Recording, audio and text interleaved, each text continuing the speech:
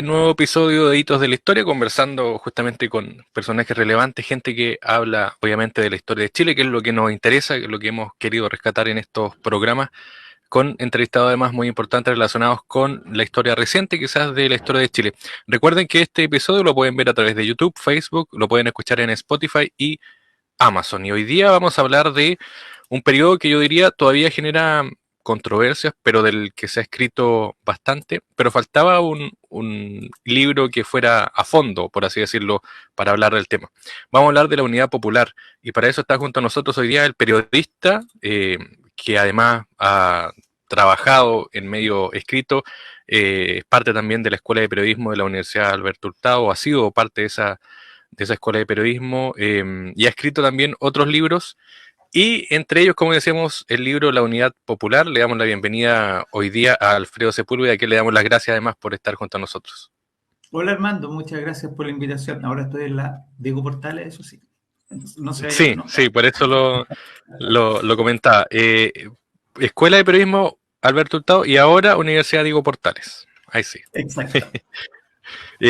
Bueno, hemos convocado a Alfredo para hablar de este libro, como decíamos, La Unidad Popular, que lo vemos en pantalla ahora, y que habla justamente sobre este periodo que para muchos es un periodo positivo, otros negativo, otros que también genera mucha discusión. Lo primero que quería consultarte, Alfredo, es cuál es la motivación para escribir un libro sobre la Unidad Popular, y cómo también abordarlo. ¿Desde qué punto abordaste este libro? Bueno, la motivación yo creo que es la misma con todos los otros libros de historia de Chile que he hecho, que es la indagación sobre un periodo superlativo en lo importante que es. El periodo de la Unidad Popular fueron más allá de las opiniones que uno pueda tener con respecto al periodo en el eje izquierda-derecha. Fíjate que fue un periodo de 2 años y algo más que cambió para siempre las estructuras hasta culturales del país. Entonces, me parecía ya un sujeto interesante de interés. Yo creo que la segunda motivación fue que al empezar a reportear esto, me di cuenta de que la historia no estaba contada de principio a fin, digamos, o sea, hay historias de la Unidad Popular, pero abordan en general temas específicos o lo abordan en forma de memorias personales, o hay muchísimo paper académico, pero no había lo que me interesaba a mí, una narración que me ordenara el periodo de principio a fin, como si lo estuviera viviendo entonces. Y esto me di cuenta porque no encontré al principio más que una cronología, fíjate, que era una cronología desde el punto de vista social, pero no tenía la historia política, cultural completa semana a semana, y me demoré como 3 meses en hacerla, solamente, y eso fue lo previo para empezar a escribir el libro. Entonces fue bien interesante en el sentido que me parece a mí que es una de esas típicas historias que me pasó un poquito con la biografía de O'Higgins, ¿no? Eh, que son esas historias que todo el mundo conoce, pero en realidad nadie conoce en detalle. Y eso es lo que me interesó en este caso también, como entregar los detalles y hacer posible esta narración de principio a fin. ¿Y cómo te centraste? ¿Partiste en lo previo, es decir, partiste en gobierno de Frei Montalva o partiste desde el 4 de septiembre del 70? ¿Cómo Eh, quisiste abrir el libro? Yo creo que una cosa fue el proceso de reporteo y el otro el de escritura. Como todo en historia, pues, Armando, uno puede llegar hasta las pirámides, si se va demasiado para atrás. En el caso de la historia de Chile es súper complejo. Yo también ya lo había vivido con el periodo de la independencia, que es el periodo previo que había visitado yo en mis libros, que tenés que ir a los siglos, no sé, pues 16, 17 y 18 para empezar y sobre todo el 18. Eh, Aquí me puse como meta los años 30, es decir, porque ¿qué pasaba? La Unidad Popular y todo el sistema político chileno en 1970 se planteaba como la superación de un modelo fracasado. Pero se hablaba muy poco de ese modelo fracasado. ¿Qué era ese modelo fracasado? ¿Qué era ese modelo que a nadie le gustaba? ¿Qué era esta democracia que la izquierda llamaba burguesa y que incluso la derecha estaba por reemplazarla por algo más, pero que evidentemente no está funcionando? Bueno, es el periodo que va desde el segundo gobierno de Alessandri, el año 32, y que termina en el 70 o en el 73, según pongas o no a la Unidad Popular en él, que es el periodo desarrollista. Entonces, había que entender ese periodo había que entender el rol de la izquierda en ese periodo, sobre todo. Y yo creo que por ahí esa fue la hebra con la que partí. Me interesó primero entender a la izquierda chilena en su desarrollo histórico. El Partido Socialista nace en los años, en el 30, en el 33 me parece, o sea, justo después de que asume la Sandra, así que ahí ya se configura una izquierda representativa que participa del sistema, que participa del modelo que está en el Congreso, con otra pata en la calle también, y eso es lo que primero me interesó mirar para ver qué es lo que pretendían superar esta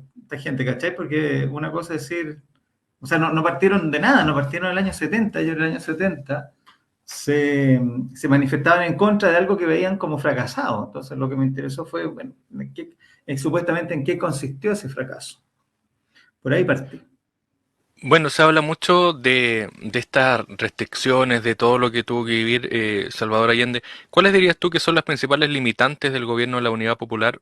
Primero, para llevar a cabo el programa, que era un programa bastante polémico para algunos, pero que no se alejaba mucho del programa del otro candidato que era Tomic. Pero, ¿cuáles son las limitantes de ese gobierno, por así decirlo, para avanzar?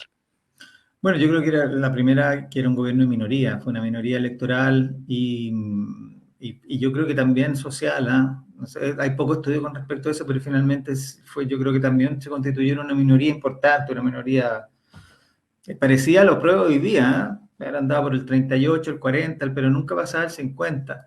No lo vamos a ver nunca porque tampoco había encuestas desarrolladas en esa época, así que no teníamos una visión así exacta de lo que pensaba la gente, pero sí eran una minoría.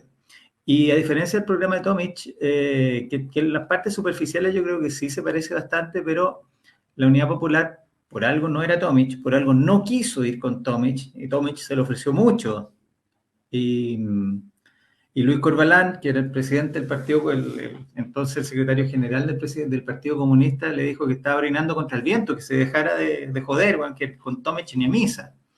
Entonces sí había algo que era bastante evidente, digamos que este es un proyecto de transformación de la sociedad chilena hacia una sociedad socialista marxista, de corte marxista, sin usar el marxismo como un epíteto denigratorio. Ellos mismos se reconocían en el marxismo y ese marxismo que ellos tenían lo exhibían al mundo como una prueba de modernidad. Es decir, Guerra Fría, el mundo está dividido entre bueno, los países que giran en torno a la Unión Soviética y los que giran en torno a Estados Unidos. Y la izquierda chilena veía en los países que giran en torno a la Unión Soviética como una respuesta de modernidad, como algo que nos iba a hacer más moderno que la ruta capitalista que se había seguido hasta ese momento, que tampoco, para los estándares de lo que vino después, tampoco era muy capitalista, pero en ese momento era interpretada así. Entonces una transformación que la lata es que nunca sabemos nunca sabremos porque la Unidad Popular se dedicó a sobrevivir básicamente y no fue capaz de elaborar proyectos reales de esa transformación. Nunca le vimos la cara, nunca vimos un dibujo, un esbozo de esa transformación. Pero ellos tenían en mente algo como desde Cuba hasta la Alemania del Este, entonces, que era la Alemania comunista, que tenía incluso un pequeño partido demócrata cristiano en su sistema político. Pero esto generó, simplemente por la sintaxis de la política, la imagen de esto generó miedo en buena parte de la población y se identificó el proyecto de la Unidad Popular como un proyecto de transformación absoluta que nos iba a encaminar hacia el marxismo y eso fue lo que llevó finalmente al golpe de Estado en 1973. Pero son, encuentro yo proyectos en ese sentido, en el sentido de fondo, proyectos distintos. El proyecto de Salvador Allende sí contemplaba, y eso lo sabemos, el control de la economía por parte del Estado, de una manera superlativa. El 80% de la economía, el 75% de la economía iba a quedar en el sueño que tenían ellos en manos del Estado, y eso lo identificaban como un aspecto moderno, no lo identificaban como un aspecto retrógrado. Bueno, a propósito de economía, no sé si puedes hablar del famoso ministro de Economía de esa época, que parece que el primer periodo de la Unidad Popular, lo que dura la Unidad Popular le fue bastante bien, pero no sé si nos puede explicar qué hizo para que la economía avanzara.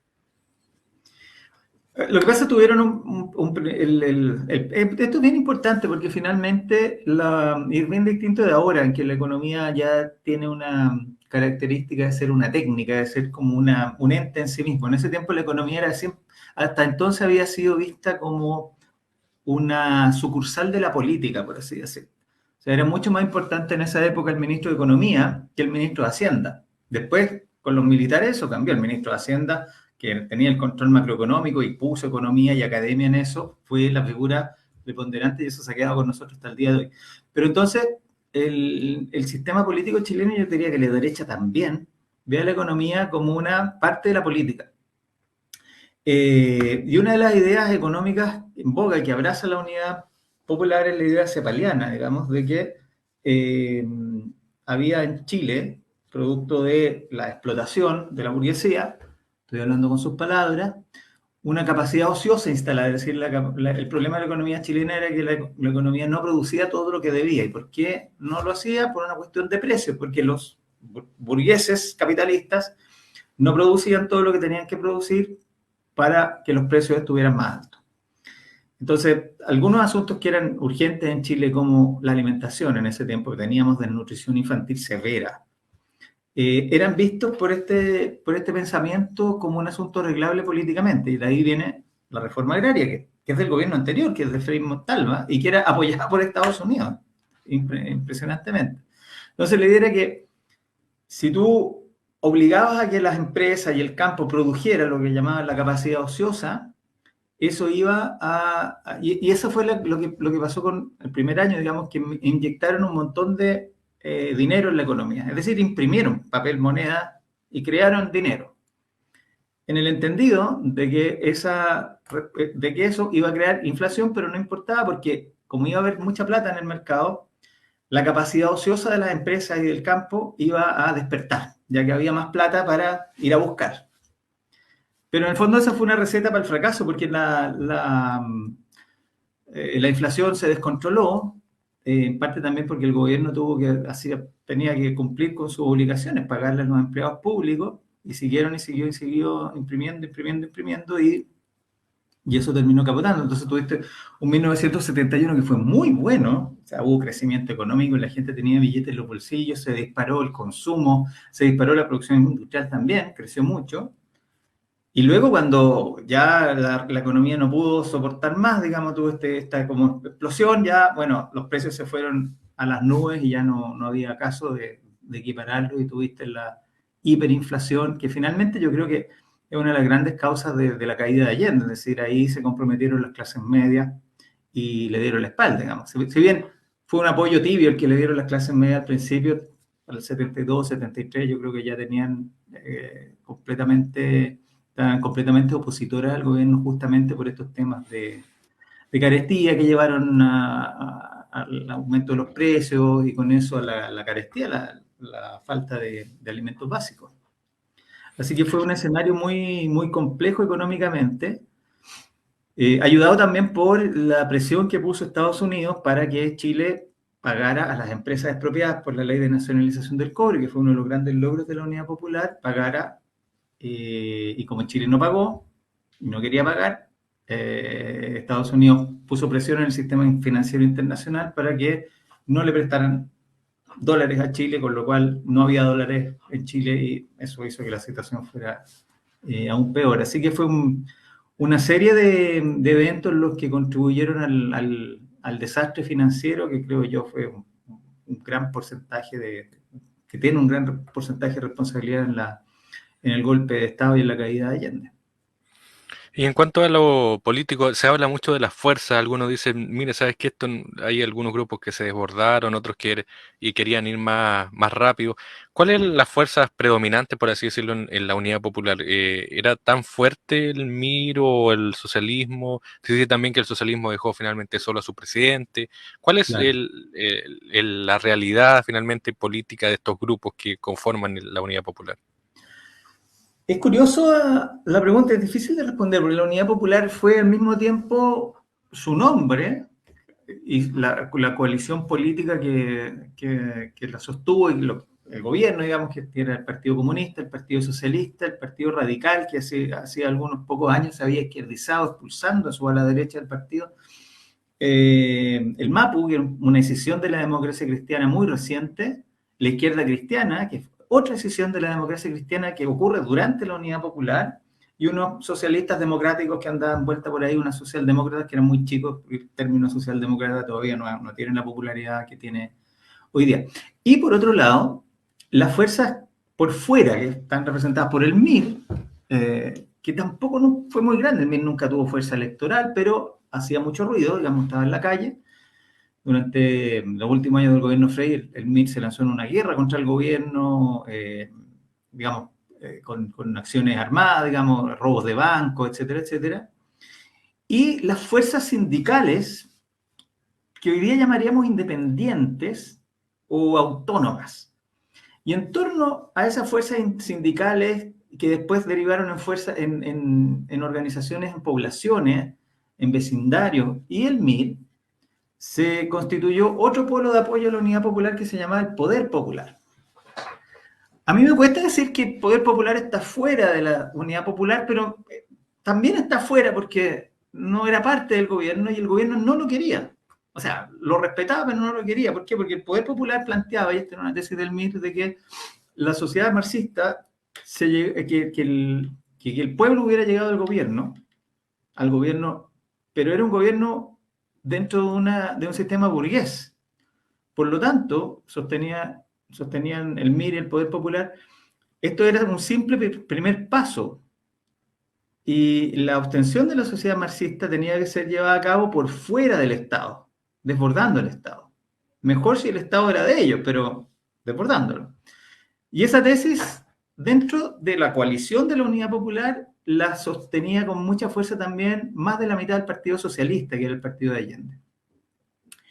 Y estaban en contra de esas tesis, fundamentalmente el Partido Socialista, Allende, el presidente, el Partido Comunista, perdón, Allende, el presidente, otra parte minoritaria, el Partido Socialista y el Partido Radical.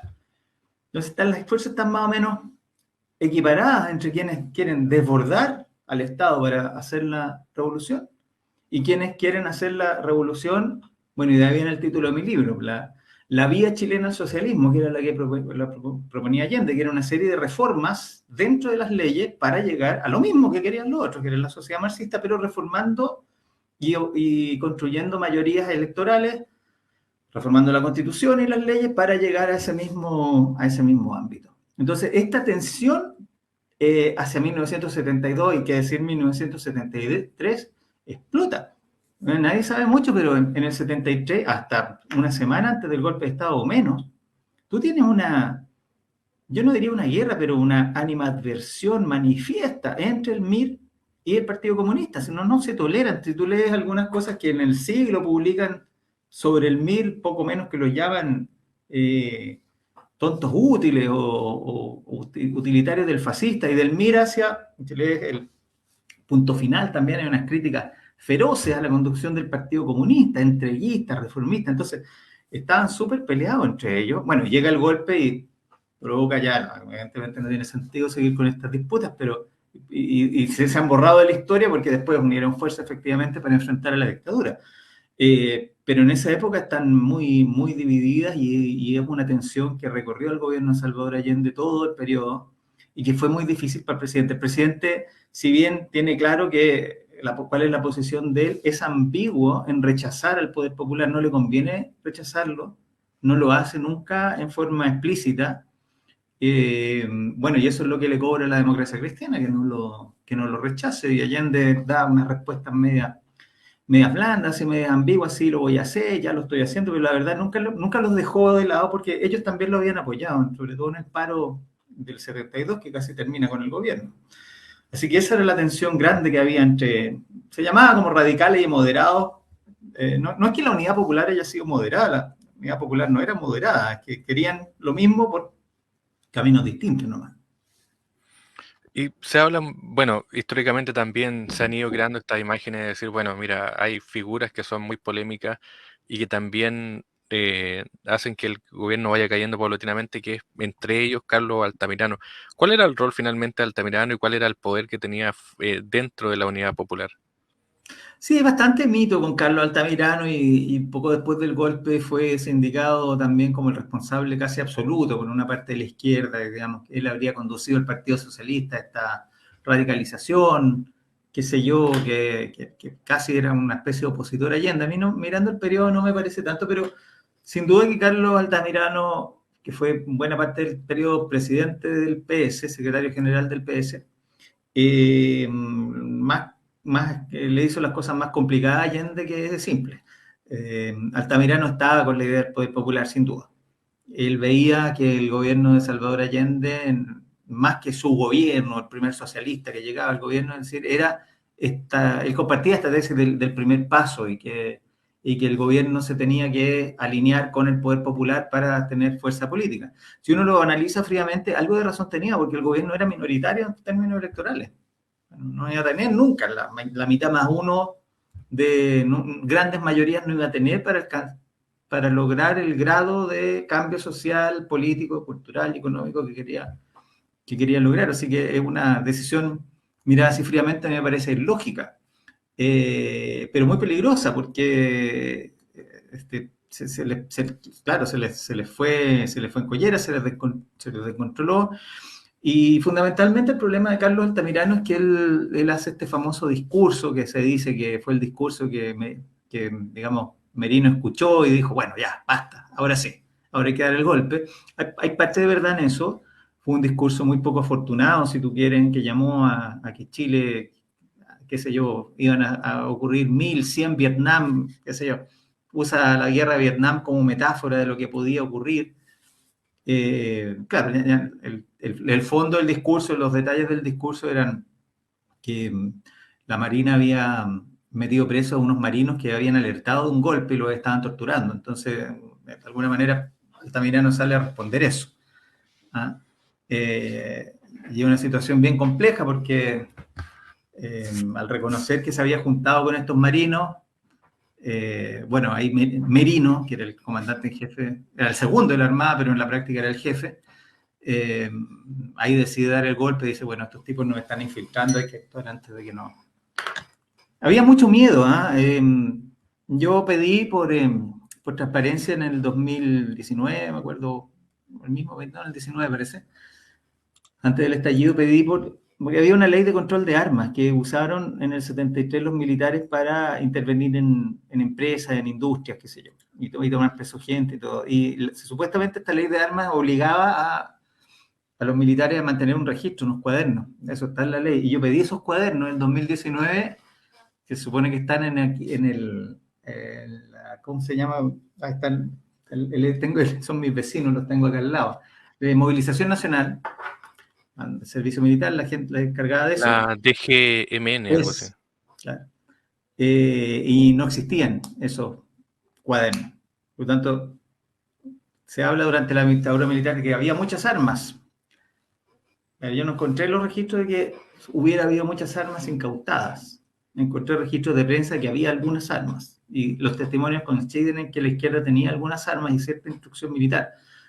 Pero en ningún caso iba a llegar a suplantar un ejército o hubiera sido un plan suicida que con esas armas se hubieran enfrentado a todo el ejército de Chile.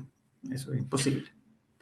Claro, y a la luz de la historia o del desarrollo de los años, uno también, bueno, se da cuenta que había una creación de un mito para llevar a cabo Sí, un hecho como el golpe.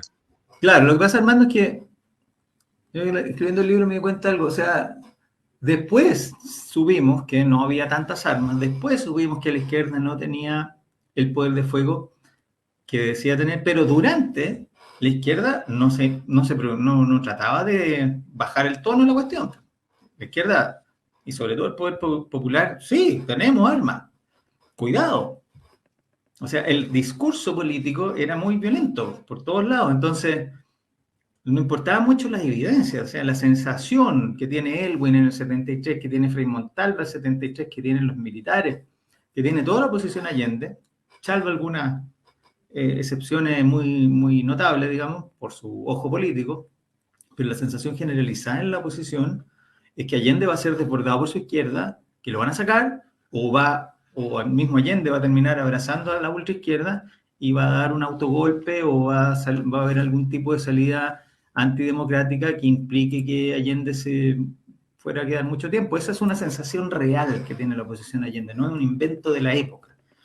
Después vimos que no había sustento para aquello, pero nadie se preocupó mucho de alivianar la tensión. Por eso cuando se dice que todo el mundo sabía que el golpe venía, es cierto, y nadie hacía nada por impedirlo, también es cierto. Es como una locura general, ¿me entendí? O sea, nadie está, bueno, viene el golpe ya que se resuelva esta cuestión. Que el golpe resuelve. Lo que pasa es que nadie contaba con que el golpe iba a ser una dictadura militar feroz, atroz y brutal. Todos pensaban que iba a ser como los golpes de Estado chilenos que hubo hasta los 1930. Oye, bueno, te doy las gracias, pues, y bueno, éxito, porque estás haciendo clase ahora. Sí, estoy a cargo de los posgrados acá en la Facultad de Comunicación y Letras de la UDP y hago clases también en la Escuela de Periodismo y preparo un libro sobre la historia del periodismo en Chile. Ese es mi próximo libro. ¿Y lo tendríamos este año, a los próximos años? ¿Con No, qué yo creo editorial? que el 23, Todavía no hay nada. 23, sí. Más 23. No, es que está larguito este. Ah, Son ya. 200 Pero, de ¿periodo disciplina. siglo XX o periodismo No, todo, histórico? todo, todo. Todo. Ah, ya. Todo, desde la Aurora de Chile hasta las redes sociales. Ah, ya. Genial. Así que Alfredo tiene Sepúlveda, un muchas gracias por bueno. el tiempo. Gracias Bueno, Armando, te por agradezco hablarnos y de este libro tan potente. muchas gracias por la invitación y que estés súper